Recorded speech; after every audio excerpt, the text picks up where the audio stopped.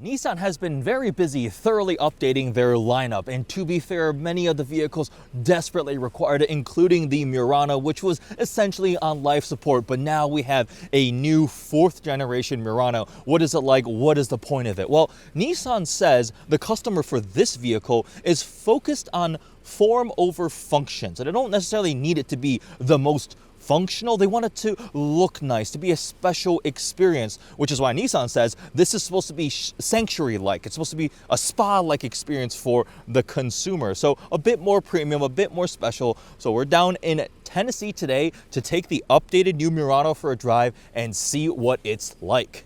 In terms of the powertrain, we have a 2-liter turbocharged 4-cylinder that makes 241 horsepower and 260 pound-feet of torque, and no more CVT. It is paired to a 9-speed automatic transmission. It's available front-wheel drive or all-wheel drive, but only the base entry-level SV trim is standard with front-wheel drive. You can option to all-wheel drive. The higher-tier trims, the SL and the Platinum, are all-wheel drive as standard. It can tow 1,500 pounds. MPG is 21 city, 27 highway, 23 combined. So with that, let's take a tour of the exterior, check out some of the design cues. We'll take you on a tour of the interior, and then we'll go for a quick drive.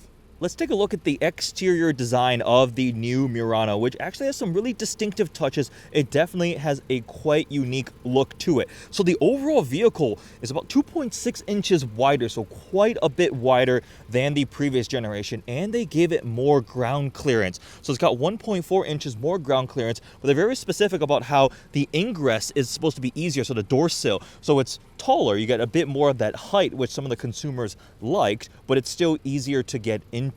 Now the front end, the face of the Murano, is actually definitely very unique. The headlights here are these little cubes. They call them the Crystal Cube LED headlights in this very thin angular strip here with this black trim piece that connects the two headlights, this gloss black piece that is here regardless of your color combination, and has the Murano lettering there. So the headlights are above, very, very small little cubes of lighting. And then below we have the DRLs. It flows into the V-Motion grille, giving this like the face like a mouth, kind of like a fishy looking mouth up front. And the lines of the grille here connect into the DRL. I've seen some people make comparisons to the front end styling of certain Hyundais. It does have some cues that may resemble it, but I think it's got its own distinctive look to it. The DRLs flowing into the lower grille is definitely a interesting touch with the Nissan logo there. And it does look like a wider vehicle, and it's very smooth and flowing, a lot of curves to it. So these wheels here are the larger wheels for the Platinum trim, but it has this aero cover in here. You can actually see the plastic right there to, again, help with some of the efficiency. 21-inch wheels, upgrade in size. Some of the curves here emphasizing the width of the fenders, and you can get two-tone paint finishes. I personally think of this line here, the silver chrome one that drops here, and then this line makes it kind of look like there's a fish on the side of the Murano. We've got a decently swoopy headline here, or the roof line, not headline. They actually hid the windshield wiper underneath this rear spoiler for a cleaner look back here on the rear windshield. And you have this full light bar, the little LEDs that go across for your brake light, the Murano lettering right there. So they shifted the license plate down to the lower bumper. You have the all-wheel drive badge. This is a Platinum, the top tier trim, and this is one of the 2 unique paint color finishes for the new generation Murano. There's 2. One is called Champagne Silver, and this one is Aurora Blue Pearl Metallic. Let's take an interior tour of the Murano and check out some of the details. So go ahead and start the vehicle. The seat is moving forward. Some welcome music and animation. And the steering wheel went into my memory setting. So we have the double 12.3-inch screens. You have the digital cluster here and the infotainment screen there in the middle, the dual 12.3, and they did a good job integrating it where it's not just like a tablet that somebody forgot and stuck on the inside. So we've got this stitched piece here that kind of gives it a covering, and again, you get the very horizontal theme across the inside. It's very wide and a lot of lateral like lines going across here.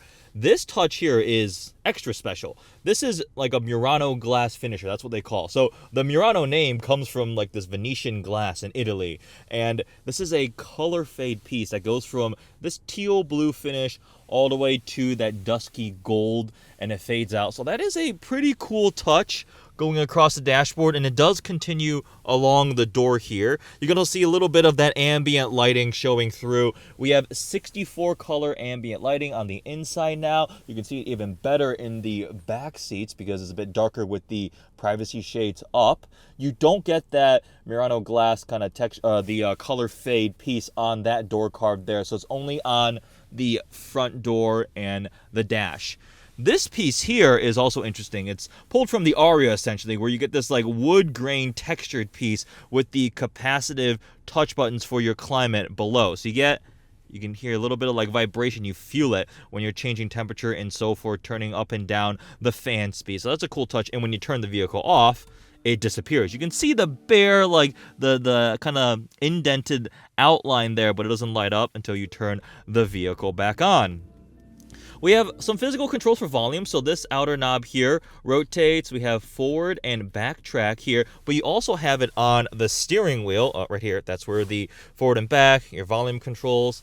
And then the Murano lettering here, wireless phone charger. I believe that is standard on all the trims with USB-C ports. We do have wireless CarPlay, Android Auto, so I've got CarPlay connected on the system already. And your heated seat controls are through the touch screen. You can use Google too. Okay, Google, turn off my heated seats. Okay, turning off the seat heater for the driver. So the top two trims, the SL and the Platinum, are the ones that get the built-in Google system and CarPlay and Android Auto, like I already mentioned. Going back, you have the native Nissan system. Here's the newest version. We had the same thing in the Armada with the larger screen. Not as many features like that. Had the interior, the camera for your dash cam and so forth like that. But you know, let's see. If I go to interior light, I should be able to change the ambient lighting color. So 64 colors across the color wheel. There it turns. Here, I'll show you in the back. We've got the green. We can make it more yellow. Here's red. So interior ambient lighting is definitely nice. You got some built-in different color configurations too. I've got the different themes from Nissan. There is passion. You get the full effect at night because it's not night right now, so it doesn't look quite as nice. The seats in this top-tier Platinum trim are heated, ventilated, and massage, and they're the Nissan Zero Gravity seats. You also get the Zero Gravity seats in the back now for the first time, and it's not simply just marketing. They're designed to try to relieve pressure points when you're sitting in the seats, emulating the effect of being in zero gravity, but having done lots of miles, like road trips in Nissan Zero Gravity seats, they actually are pretty comfortable. Again, on this Platinum trim, we have semi-aniline leather with the quilting up here and a couple different interior color combinations options, so it's like a theme. This one here is ivory caramel, so caramel. We got the brown with the very, very light gray. We also have graphite mahogany, and for the Platinum, there is this really cool twilight blue color theme available. So there are these preset themes for your interior color combination. We have the upgraded 10-speaker Bose sound system, which brings some noise cancellation and enhancement. The base sound system is a 6-speaker Bose system. And they freed up a lot of center console space here by going to the push-button transmission selector. You have this toggle here for your drive mode, shortcut for auto stop start off, and to pull up your different camera views. So a pretty nice suite of the different camera views. So this is just your kind of regular overhead view surround. We can go to this ultra wide where it shows like the wheels. Actually, no, this is the ultra wide. This is the like 180-degree field of view if you're trying to pull out from into traffic or something like that, or a parking spot and so forth. This shows your wheel positioning. So if I turn the wheel, you can see it move right there. And then we have invisible hood view if you're trying to maybe go through a drive-through or place the vehicle going through a car wash. And then lastly, we have the 360 view with the vehicle. You can go to these different preset camera angles. It does not look like you can live pan around. So you're stuck with the different camera views here to change your 3D view of the Murano. We don't have a digital rearview mirror. I do wish they had that, but we do have a nice big panoramic sunroof, so I can go ahead and open the shade here, and I believe the glass itself can also open. Yeah, so the front piece there, let's see, go all the way back. let in some of that sun that's just peeking through the clouds. A cloudy day here today in Tennessee, and like this. Oh, it slides underneath. Oh, very cool. So there we go. Have a little wind deflector up there so you can get some open fresh air with the roof that goes all the way back. Let's hop in the second row and check out the space there. So the rear doors open wider than before to make it easier to get in. And they also made the front seats thinner, so you have a little bit more knee room and leg room back here. And headroom is pretty good too. I'm 6'3" and not bad back here. There's a little bit more bolstering on these seats. So they it's not just a bench back here. There's a little bit of bolstering. You have that nice quilting back here too. So not bad second row space, and looks like quite a good amount of cargo space out back too. So what do you think about the styling of the new Murano? It definitely looks distinctive, premium, and a very different look from some of the other options in the segment. So with that, let's hop inside and take it for a quick drive. All right, we are on some curvy back roads here in Tennessee in the Murano on the road. So this is the top tier platinum trim, the most luxurious version of this slightly premium mid-size crossover. So how does it drive? Well, as befits the character like we've been describing with the vehicle, it is much more on the comfort premium side. A lot of the vehicles in the segment seem to be leaning towards kind of adventure. They feel very tough and rugged from the exterior styling to kind of the functionality and the setup and so forth. This one, Nissan was really emphasizing they want it to be a spa-like oasis. So the interior, like we gave you the tour, has some very nice touches. I've got my massage seats going, my heated seats going, the heated steering wheel, which actually gets really warm. This is a strong heated steering wheel. But when you're on the road, right, it's not like overtly sporty per se. I will actually toggle up into sport mode, and we have paddle shifters because, again, 9-speed automatic transmission. No CVT in this thing. And, let's see, no downshift. Downshift. Decent responses. I will say it controlled its body pretty well. It does feel quite wide. So this is a pretty wide vehicle. It's 2.6 inches wider than the previous generation, and it feels it. It's nice on the inside because it feels very expansive and open. You've got really nice visibility, but on the road, it definitely feels on the wider side of something in this segment. We have frequency sensitive dampers. They're not like adaptive or adjustable dampers anyway, but they're frequency sensitive dampers, and they talked about how they stiffened the suspension actually a little bit to help control some of the body roll when you're going through the turns. We have new electric power steering replacing the hydraulic setup, which is tuned okay. Again, you're not going to get anything super communicative in something like this, but they needed to go to electric power steering for some of the driver assistance stuff with the ProPilot 1.1 system and a little bit of the isolation they wanted to go for. Sport mode will let you hold the revs a bit. Brakes are fine, so it's a good driving experience. I had a quick little stint on the freeway, and I tried out the ProPilot system, which it's not 2.1, which means you don't have fully hands-free on certain supported mapped freeways. I think that's a little bit of a miss for them to add it to make it really competitive from a driver assistance standpoint. So you have to keep your hands on the wheel at all times, but adaptive cruise control, lane keeping, and so forth. I did notice that it does feel pretty quiet from a wind and road noise perspective. I roll the window down, and it does have the double laminated acoustic glass. Now, the engine does intrude into the cabin a little bit more, that 2-liter VC turbo 4-cylinder, but it provides a good amount of torque and power accelerating onto the freeway. Just pinned it, got going. Passing power feels pretty sufficient. Nice curvy back roads. This is nice sweeping, turny roads here. It's actually not a bad place to be. I've got massage seats going, like I mentioned. In terms of pricing and availability, so the new Murano actually is going to be available in a couple weeks. Before the end of the month, before the end of the year, you'll be able to buy a 2025 Murano at your local Nissan dealership.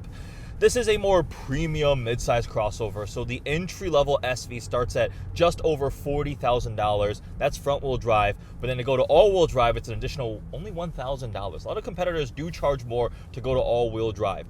Then you go to the SL trim, which is in the middle, it's about $46,000 starting price, and this Platinum here starts at just under $50,000. So that's the pricing spread. An interesting thing is they've really simplified the ordering process. You just pick your trim level, and there aren't a bunch of different options packages or a bunch of standalone options, so they really simplified it. You get all the stuff standard with the different trim levels, so whether you go SV, SL, or Platinum, it comes with a set menu of what you have.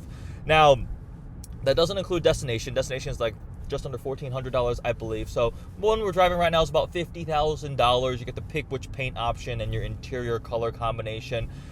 I would say my favorite aspect of the new Murano would be the interior. I think that's one of the strengths. It feels very wide open, the layout, very horizontal, and it did a very good job with the various soft touch materials and the touch points, like the steering wheel is nice and squishy, you got nice trim leather, this Murano glass finisher across the dash also looks very nice with the color fade from the blue to the gold. So interior definitely feels nice and premium, especially here in this Platinum trim.